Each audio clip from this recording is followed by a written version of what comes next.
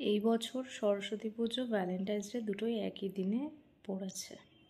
আর Valentine's day এবং সরস্বতী পুজো একই দিনে পড়াতে বাঙালিদের জন্য এটা খুব একটা প্লাস পয়েন্ট, যদিও কারণ সরস্বতী পুজো তো ওয়ান কাইন্ড অফ বাঙালিদের ভ্যালেন্টাইন্স ডে বলেই কথা।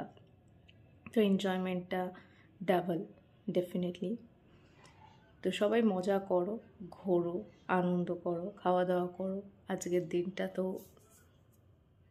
সেলিব্রেট করার মতনই, আর আমরা তো সেলিব্রেট করার জন্য সবসময় রেডি থাকি। তবে আমার একটাই কথা সবাইকে বলার, যে ঘুরছো বেড়াচ্ছ সবই ঠিক আছে, কিন্তু মায়ের পুজোটাও একটুখানি মন দিয়ে দিও।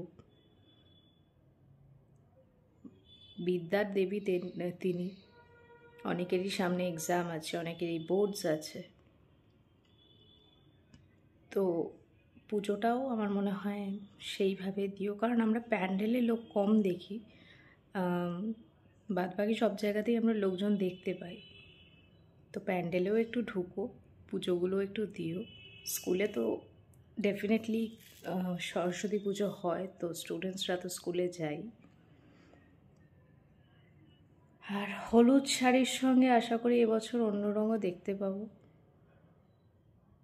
ভালো কাটাও সবাই আজকের দিনটা, কালকের দিনটা।